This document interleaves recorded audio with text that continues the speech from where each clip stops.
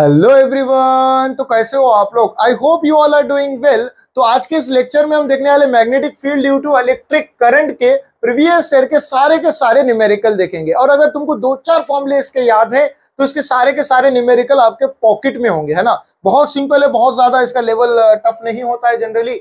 देखिए, पहला क्वेश्चन है 2024 में पूछा गया, फरवरी में, मतलब इसी साल पूछा गया हुआ है, 3 मार्क्स के लिए। तो देखते हैं क्या पूछ रहा है। A current carrying toroid winding is internally filled with lithium having susceptibility x। सबसे पहले जो दिया हुआ है वो लिखते जाएंगे हम, है ना। Given x is equals to, x में ससेप्टिबिलिटी काय, एक्चुअल में वो होता है काय, है ना। ग्रीक वर्ड होता है काय। थोड़ा सा खूबसूरत लिखेंगे, कोशिश करेंगे इसको। x की तरह ही रिप्रेजेंट किया जाता है, उसको ऐसे लिखते हैं, सो काय।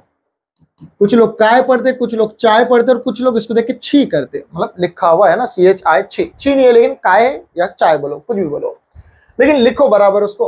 और नहीं भी समझ में, सिंपल एक्स से रिप्रेजेंट कर सकते हो उसको। 2.1 इंटू 10⁻⁻5 दिया हुआ है, ठीक है। ये वैल्यू दी है, इंपॉर्टेंट वैल्यू है ये।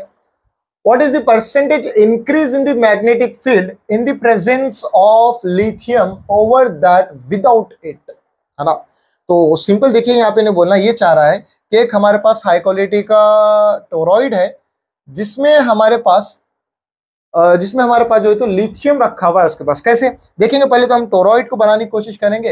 ये मान लीजिए कि हमारे पास एकदम ऐसा बेहतरीन अंदाज में खूबसूरत सा एक टोरॉइड है। है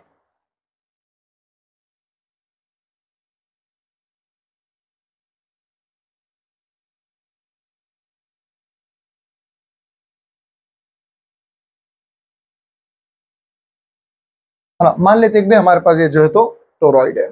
अब इस टोरॉइड में इनिशियली जो है तो इसके पास जो है ना, ये थोड़ा सा इलिप्स वाला आ गया, ठीक है, काम चला लेंगे इसी से। देखिए, इसके अंदर पहले जो है कुछ नहीं, मतलब यहाँ पे क्या होता था, हमारे पास एयर होती है। तो इसके अंदर ही, इसके एक्सिस के अबाउट ही हमको मैग्नेटिक फील्ड मालूम करना था। हमने मैग्नेटिक फील्ड इसकी पता है हमको, मैग्नेटिक फील्ड क्या होती है इसकी, mu naught NI divided by 2πr। Okay, अब देखिए म्यू नॉट यहाँ पे क्या था, परमेबिलिटी ऑफ एयर, मतलब यहाँ पे एयर है तो एयर की परमेबिलिटी देखेंगे अपन। तो यहाँ पे हमारा इनिशियली जो है इसके पास, हमारे पास लिथियम नहीं है, तो मैग्नेटिक फील्ड के परमेबिलिटी जो हो जाएंगी यहाँ पे एयर मीडियम में हो जाएंगी वो। तो सिंपल मैंने लिखा म्यू नॉट आई और NI लेना पड़ेगा, mu naught NI divided by 2πr। अब यहाँ पे क्या बोल रहा हूँ कि लिथियम को इंसर्ट करे, तो लिथियम इंसर्ट करने के बाद तो ऑब्वियस सी बात, अब अगर इसके अंदर लिथियम आ गया तो मैग्नेटिक फील्ड कुछ इस तरह से बन जाएंगी, B2 is equals to mu naught. Mu naught क्या है, परमेबिलिटी ऑफ एयर है, लेकिन यहाँ पे जो है तो लिथियम है, परमेबिलिटी ऑफ लिथियम, या फिर M से रिप्रेजेंट करो किसी भी मीडियम की, NI डिवाइडेड बाय, बाकी फॉर्मूला सेम रहेगा। ओके, तो अब देखिए यहाँ पे इक्वेशन फर्स्ट मिली, लेकिन जब लिथियम आ जाता है तो हम क्या लेंगे, B2 इज इक्वल्स टू, अरे बोलिए, म्यू MI या फिर NI divided by 2πr। Formula तो एज इट इज आएगा। अब देखिए सिंपल, हमारे पास इसकी वैल्यू तो हमको पता है म्यू नॉट की, लेकिन हमारे पास म्यू एम की वैल्यू नहीं पता है। तो सिंपल एक फॉर्मूला याद रहना चाहिए, क्योंकि उसने जो है परमेबिलिटी नहीं दिया, लेकिन काय ससेप्टिबिलिटी जरूर दिया। परमेबिलिटी और ससेप्टिबिलिटी का हमको रिलेशन पता है, क्या है वो रिलेशन, तो सिंपल, बट मैं ऐसा लिख सकता, but mu M is equals to, simple सा ये वाला फॉर्मूला याद रहना, mu naught in bracket x plus 1, x plus 1, ये वाला फॉर्मूला तुमको याद रहना चाहिए। अच्छा, तो अब देखिए, अगर ये फॉर्मूला है मेरे पास, म्यू एम की जगह में क्या लिख सकते हैं आप इक्वेशन सेकंड में, म्यू नॉट x प्लस 1। तो सिंपल यहाँ पे हो जाएगा, therefore B2 is equals to mu naught in bracket x plus 1 into, बाकी एज इट इज लिखेंगे अपन, NI डिवाइडेड बाय 2πr। इसको बोले इक्वेशन नंबर थर्ड। ठीक है, दो मैग्नेटिक फील्ड मिल गए हमको, म्यू नॉट के टर्म में आ गया, या काय दिया हुआ है, क्या भी वैल्यू मिल गई यहाँ पर, है ना। लेकिन यहाँ पर अगर हमको म्यू एम रख के सॉल्व करते तो म्यू एम की वैल्यू तो हमको पता ही नहीं है। हाँ, यहाँ पे आ गया, अब यहाँ पे काय आ गया और म्यू नॉट आ गया, काय की वैल्यू पता है, म्यू नॉट की वैल्यू भी हमको पता है, सिंपल कैंसिल हो जाएगा, सॉल्व करने की तो जरूरत ही नहीं पड़ेगी यहाँ पर। तो अब देखिए, यहां पर उसने बोला परसेंटेज इंक्रीज कितना होगा मालूम करना, तो चेंज इन परसेंटेज हमको सिंपल पता होता है ना, तो इन्हें इंक्रीज इन परसेंटेज पूछ रहा है तो कोई दिक्कत नहीं। परसेंटेज इंक्रीज का फॉर्मूला हमारे पास होता है percentage increase is equals to final magnetic field minus initial magnetic field divided by initial magnetic field आना चाहिए divided by initial magnetic field V1 into 100%। ये रहा हमारे पास इंक्रीज इन परसेंटेज या चेंज इन परसेंटेज वाला फॉर्मूला। 5वीं class से पढ़ते हुए बेसिक सा फॉर्मूला ये परसेंटेज का। ओके, तो अब देखिए यहां पे क्या रखना पड़ेगा, सिंपल B2 की वैल्यू रखूंगा मैं। B2 की वैल्यू मेरे पास यहां पर है म्यू एम म्यू, अच्छा ठीक है, म्यू नॉट के फॉर्म में हमने ऑलरेडी इसको लिख दिया, तो डायरेक्ट अपन म्यू नॉट के फॉर्म में ही लिखेंगे इसको। देखिए क्या है मेरे पास वैल्यू यहां पर, B2 की वैल्यू मेरे पास है B2 mu naught in bracket K plus 1 into N I divided by 2 pi R minus B1 की वैल्यू मेरे पास simple mu naught N I divided by 2 pi R. अब इसको अगर मैं होल डिवाइडेड बाय करूं, है ना, होल डिवाइडेड बाय B1 है यहां पर, तो B1 मेरे पास है सिंपल, है ना, वैल्यू लिखेंगे mu naught N I divided by 2 pi R, okay, into multiply, इसको फिर से बड़ी वाली ब्रैकेट में लेना पड़ेगा अपने को, और इसको मल्टीप्लाई टोरॉइड गायब हो जा रहा है, ठीक है, हुआ तो हुआ, यहाँ पे लिख देंगे 100%। ओके, अब देखिए सिंपल यहां से क्या कॉमन आते हुए नजर आ रहा है, यहाँ पे म्यू नॉट ये और ये नीचे की वैल्यू नजर आ रही है, mu naught N I divided by 2 pi R, mu naught N I divided by 2 pi, दोनों टर्म में ये कॉमन नजर आ रहा, तो हम इसको कॉमन लेंगे और नीचे भी वो है तो उसे कैंसिल कर देंगे अपन सिंपल। तो डायरेक्ट इसको क्या करना पड़ेगा, थोड़ा सा ऊपर लेके जाएंगे इसको, है ना। तो अभी जो है आ जा रहा बाबा राइट पर। ओके, यहां पे अगर हम देखें तो mu naught N I divided by 2 pi R को लिए हमने कॉमन, ब्रैकेट में रह गया सिंपल, यहां से सब निकल गया तो काय प्लस 1 रह गया, और यहां से सब निकल गया तो सिंपल -1 रह गया, और divided by mu naught N I divided by 2 pi R. और अगर इसको घुर्रे और से अगर हम इसको देखें इंटू 100 भी तो लिखना है यहाँ पे, इंटू 100, थोड़ी सी इधर एक काम करेंगे, इसको रब कर देंगे, इसको रब कर देंगे। अच्छा, जब इसको रब करें हमने तो मल्टीप्लाई हमको लिखना पड़ेगा यहाँ पे 100%। ओके, अब देखिए ये mu naught N I divided by 2 pi R, ये mu naught N I divided by 2 pi, ये और ये गेट कैंसल। अच्छा, कट गया तो क्या रह गया हमारे पास, सिंपल यहाँ पर रह गया हमारे पास काय प्लस 1 -1, सिंपल वहां ऊपर ही काट देंगे, इसको बचा ही नहीं इसमें कुछ। तो देखिए ये +1 और ये -1 दोनों जो है तो कैंसिल हो गए, सिंपल मेरे पास बचा काय इंटू 100%। अब काय की वैल्यू जो है, काय मतलब ससेप्टिबिलिटी, और ससेप्टिबिलिटी की वैल्यू हमको दिया हुआ था कितनी है, 2.1 इंटू 10⁻⁻5। तो सिंपल हमको क्या करना पड़ेगा यहाँ पे, इज इक्वल्स टू काय की value 2.1 into 10⁻⁻5, 2.1 into 10⁻⁻5 into multiplied by 100%, into बोला है मल्टीप्लाइड बाय बोलो। ओके, अब यहाँ पे ये 0 और ये 0, और यहां से अगर 2 0 को अगर मैं गायब कर दूं तो 10⁻³ रह गया है यहाँ पर सिर्फ। तो सिंपल मेरे पास क्या आ गई वैल्यू यहाँ पर, इज इक्वल्स टू 0.0021%। तो इतना जो है तो परसेंटेज में इंक्रीज होगा लिथियम और विदाउट लिथियम के केस में। तो देखिए आंसर आई होप कि यही होगा और यही होना चाहिए। कितना आया हमारे पास, 0.0021%, 0.0021%। बिच सिंपल सा बेसिक सा क्वेश्चन है और बेसिक सा क्वेश्चन का बेसिक सा आंसर है। सिंपल याद रखने वाली चीज है, ये तो याद रहेगा तुमको टोरॉइड का formula mu naught N I by divided by 2 pi R. लेकिन यहां पर नई चीज याद रखनी है कि भाई काय का फॉर्मूला है ना, जो है परमेबिलिटी का फॉर्मूला इन टर्म्स ऑफ काय, ये वाला थोड़ा सा याद रहना चाहिए। तो बाकी अदरवाइज तो सोल्यूशन बहुत आसान है, सिंपल सा सोल्यूशन है। इसके बाद देखेंगे क्या फरमा रहा है। तो अभी ये भी क्वेश्चन 2024 का है और 3 मार्क्स के लिए पूछा गया है ये क्वेश्चन। तो देखिए क्या बता रहा, circular coil of wire is made up of, अच्छा और गिवन दिया हुआ है यहाँ पर, है ना। ये तो क्वेश्चन बहुत सिंपल होते हैं, सर्कुलर कॉइल वगैरह वाले 2-4 फॉर्मूले याद रहना है तुमको, सोल्यूशन तो आ ही जाएगा। इसमें तो एक ही फॉर्मूला याद रहना है। n की वैल्यू जो दिया उसने, n is equals to 200 turns.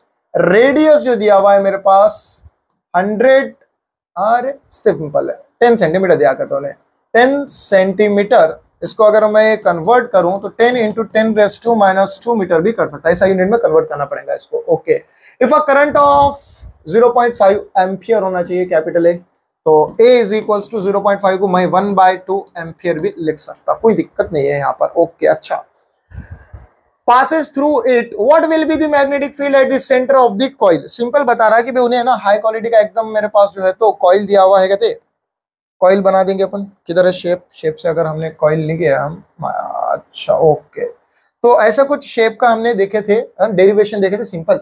तो यहाँ पर इसके सेंटर से किसी पी पॉइंट पे मालूम करना था हमको, है ना। तो उसके लिए हमारे पास फॉर्मूला क्या आया था, simple B is equals to mu naught I into R square divided by 2 in bracket R square plus Z square का होल पावर 3/2। लेकिन अब ये बता रहा है कि लूप के तुमको सेंटर पर मालूम करना है, सेंटर पर। सेंटर मतलब Z की वैल्यू क्या दिया हुआ है, यहाँ पे 0 दिया हुआ है। तो यहाँ पे Z की वैल्यू अगर 0 रखेंगे तो फॉर्मूला डायरेक्ट तुमको ये मिलेगा, B is equals to mu naught I divided by 2R। तो ये फॉर्मूला अक्सर जो है तो ये क्वेश्चन तुमको सेंटर पर ही पूछेगा, तो सेंटर के लिए डायरेक्ट ये फॉर्मूला याद रखेंगे तो बहुत आसानी हो जाएंगी। तो अब ये बता रहा है कि भाई what will be the magnetic field at the centre of the coil, magnetic field मालूम करना है कहते सेंटर ऑफ द कॉइल पे। तो बहुत ही आसान सा क्वेश्चन है ये, we know that, what we know, है ना। मैग्नेटिक फील्ड का फॉर्मूला रखेंगे यहाँ पे mu naught I divided by 2R वाला। तो यहां पर मिला B is equals to mu naught I divided by 2R। अच्छा, म्यू नॉट की वैल्यू यहां पर नहीं दिया, अगर नहीं भी देता है तो हमको पता है म्यू नॉट की वैल्यू क्या होती है। म्यू नॉट की वैल्यू हाँ याद होनी चाहिए, 4 पाई इंटू 10⁻⁷ इंटू I की वैल्यू जो है ना, म्यू नॉट की वैल्यू ये होगी 4 पाई इंटू 10⁻⁷। और I हमारे पास दिया हुआ है, कितना है भाई I दिया हुआ, I को देखो किधर है I, और तोबा ये I होना चाहिए यहाँ पर, है ना, I होना चाहिए। तो ये करंट जो है I is equals to 1/2 ampere. अच्छा, तो हमने लिखे यहाँ पे 1/2 डिवाइडेड बाय 2R, 2 का 2 और R जो है हमारे पास दिया हुआ है 10⁻⁻1 लिख सकता हूं, है ना। यहाँ पे 1 है और ये -2 है, तो क्या हो सकता है, सिंपल -1 हो जाएगा। तो अब अगर देखा जाए, अच्छा लेकिन इन्हें टर्न्स भी दिया हुआ, कितने टर्न्स के लिए बोल रहा हूँ, 200 टर्न्स के लिए। ये फॉर्मूला तो सिंगल टर्न्स के लिए, तो इसको मल्टीप्लाई करना पड़ेगा n से, है ना, n से मल्टीप्लाई करना पड़ेगा। अब n से मल्टीप्लाई करेंगे तो यहाँ पे 200 से मल्टीप्लाई करना पड़ेगा, है ना। ये सिंगल टर्न्स के लिए, अगर नंबर ऑफ टर्न्स देता है तो सिंपल उसको नंबर ऑफ टर्न्स से हम मल्टीप्लाई कर देंगे। अच्छा, अब यहाँ पे देखिए, ये 2 से अगर इसको कैंसिल करें तो यहाँ 2 बच गया, ये 2 और ये 2 गेट कैंसिल, रहा ही क्या इसमें जाना। ठीक है, इसमें से अगर हम निकाल दिए 2 0 तो यहाँ पे बच जाएगा 10⁻⁻5 और ये ऊपर जाकर हो गया 10⁻+1। फिर से इसमें से एक कटेगा तो बचा -4, है ना, -4 और यहाँ पे बचा 2। तो सिंपल मेरे पास क्या बचेगा, B is equals to 2 pi into 10⁻⁻4 tesla. अब सिंपल वैल्यू देखो, यहाँ पे जो आंसर दिया हुआ है ना, कैलकुलेट करा, सिंपल मैं क्या, अगर पाई की वैल्यू को रख दूं यहाँ पर 2 इंटू 3.14 इंटू 10⁻⁻4, तो सिंपल अगर 2 से मल्टीप्लाई करूं तो ये बन जाएगा मेरे पास 6.28 इंटू 10⁻⁻4। इसका यूनिट लिखना नहीं बोलना, टेस्ला। तो दिस इज योर आंसर, है ना। तो बेहतरीन, बहुत छोटा 2 मार्क के लिए पूछना चाहिए, लेकिन उसने पूछा तुमको 3 मार्क के लिए। तो ऐसे ही क्वेश्चन आते हैं, सिंपल क्वेश्चन आएंगे और इसका आंसर बहुत आसानी से आ जाएगा। तो खैर, ये तो था सिंपल सा लड्डू सा क्वेश्चन। इसके बाद वाला क्वेश्चन देखेंगे क्या पूछ रहा है। तो अच्छा, देखिए गैल्वेनोमीटर से रिलेटेड क्वेश्चन तो आपको आएंगे। अगर एग्जाम में अगर आपको थ्योरी से अगर क्वेश्चन नहीं पूछा तो यहाँ पे न्यूमेरिकल में जरूर पूछा। गैल्वेनोमीटर से एक क्वेश्चन कंपलसरी होता है एग्जाम में, तो इसको रट्टा मारना जैसे करना है वैसे गैल्वेनोमीटर को कैसे भी करके कर लेना है हमको। तो कुछ यूं बता रहा है कि galvanometer has a resistance of 30 ohm. Simple, जो गैल्वेनोमीटर है उसका रेजिस्टेंस दे रहा है वो, सिंपल अपन लिखेंगे जी। गैल्वेनोमीटर का रेजिस्टेंस को हम जनरली जी से ही रिप्रेजेंट करते हैं, 30 ohm. And it's full scale deflection current is 20 micro ampere. मतलब जिस करंट पे उन्हें डिफ्लेक्शन दे रहा है वो करंट हमको दिया हुआ है 20 माइक्रो एम्पियर। मतलब सिंपल ये है कि आई सफिक्स में जी लिखेंगे हम, is equals to 20 micro ampere. अब सिंपल सा मैक्रो का मतलब होता है कि 20, मैक्रो का मतलब होता है 10⁻⁻⁶ एम्पियर। अच्छा, ये आई दिया, जी दिया, और देखेंगे अभी क्या पूछ रहा है। तो what resistance should be added to it to have a range of 0 to 10 volt. मतलब सिंपल टोटल हमको यहाँ पे जो है तो total potential difference of voltage हमको जो चाहिए वो 10 वोल्ट का चाहिए, है ना। अच्छा, अब इसकी वजह से इसके पास जो है तो हमारे पास रेजिस्टेंस भी है, करंट भी है, तो इन्हें कुछ अपना वोल्टेज प्रोड्यूस करेगा। लेकिन अब मान लेते हैं कि कुछ वोल्टेज ये प्रोड्यूस करा, लेकिन 10 तक के प्रोड्यूस नहीं करेगा। लेकिन अगर 10 तक के ये प्रोड्यूस नहीं कर रहा तो हमको कुछ रेजिस्टेंस को ऐड करना पड़ेगा। तो कितना रेजिस्टेंस ऐड करना पड़ेगा जो कि हमको 20 वोल्ट तक के हमको पोटेंशियल डिफरेंस दे सके, वो पूछ रहा है वो। अच्छा, तो देखिए यहाँ पे इसका सबसे पहले तो हमको इसका वोल्टेज मालूम करना पड़ेगा कि कितना वोल्टेज ये प्रोवाइड कर रहा। तो हम सिंपल बोलेंगे we have the voltage of, voltage का फॉर्मूला क्या होता है, voltage of galvanometer is equals to I, R होता है तो आई लेंगे हम गैल्वेनोमीटर का, और रेजिस्टेंस भी जो लेंगे गैल्वेनोमीटर का, है ना। सिंपल सी बात है ये। तो यहां पर हमारे पास अगर फॉर्मूले में अगर मैं वैल्यूज को रखता हूं तो आई जी की वैल्यू मेरे पास है 20 × 10⁻⁻⁶ इंटू जी है मेरे पास 30। अगर इसको अगर मैं मल्टीप्लाई करूं तो मल्टीप्लाई करने के बाद मेरे पास आया 3 से, अगर मल्टीप्लाई करूं तो ये मिल गया मेरे पास V total is equals to 600 into 10⁻⁻⁶। अब अगर यहां से 2 0 को कैंसिल करूं तो मेरे पास मिला voltage is equals to 6 into 10⁻⁻⁴ volt. अच्छा, तो अब ये जो टोटल वोल्टेज तो नहीं मिला मुझे, सॉरी यहाँ पे टोटल वोल्टेज तो नहीं है ना। ये जो वोल्टेज है मेरे पास, गैल्वेनोमीटर जो वोल्टेज प्रोड्यूस कर रहा है ये वाला वोल्टेज है। ओके, तो गैल्वेनोमीटर की वजह से मुझे सिर्फ और सिर्फ इतना वोल्टेज मिल रहा 6 × 10⁻⁴। लेकिन मुझे टोटल वोल्टेज कितना चाहिए, 10 वोल्ट वोल्टेज चाहिए। तो यहां पे मुझे क्या करना पड़ेगा, गैल्वेनोमीटर में रेजिस्टेंस को ऐड करना पड़ेगा। अब कितना रेजिस्टेंस ऐड करना है बोले तो देखिए मेरे पास वोल्टेज कितना चाहिए। देखो टोटल वोल्टेज में से अगर मैं ये गैल्वेनोमीटर का वोल्टेज अगर निकाल दूं तो मुझे रिक्वायर्ड वोल्टेज मिलेगा कि कितना वोल्टेज मुझे और चाहिए। तो देखिए यहां पर क्या हो गया, टोटल वोल्टेज माइनस माइनस क्या करना पड़ेगा, गैल्वेनोमीटर जो वोल्टेज मुझे दे रहा है उसको मैं माइनस करूंगा। Simple minus voltage provided by the galvanometer is equal to कितना हो जाएगा, टोटल कितना है 10 है, तो माइनस 6 × 10⁻⁻⁴ है। तो सिंपल यहाँ क्या करना है बोले तो क्या मिलेगा मुझे, is equals to voltage required, कितना वोल्टेज रिक्वायर्ड है 10 - 0.0006 ऐसे लिख सकता हूं मैं पहला। अब अगर 10 में से मैं 0.0006 अगर निकाल दूं तो मेरे पास सिंपल वैल्यू बचेगी, required voltage is equals to 9.9994 है ना वोल्ट। इतना वोल्टेज मुझे चाहिए। अब इतना वोल्टेज चाहिए और करंट मेरे पास कितना है, देखिए ये वोल्टेज है, रिक्वायर्ड वोल्टेज हो ना, इतना वोल्टेज हमको चाहिए। और हमारे पास जो करंट दिया हुआ है, गैल्वेनोमीटर में करंट कितना जा रहा है ये तो हमको पता है ना, गैल्वेनोमीटर में करंट इतना है। तो अब हमारे पास वोल्टेज भी है, करंट भी है, तो ऑब्वियस सी बात है हमको रेजिस्टेंस मालूम हो जाएगा। तो फॉर रिक्वायर्ड रेजिस्टेंस क्या हो जाएगा, we have according to Ohm's law क्या आ जाएगा, V is equals to I into R। अब मुझे रेजिस्टेंस मालूम करना है तो resistance is equals to V by I।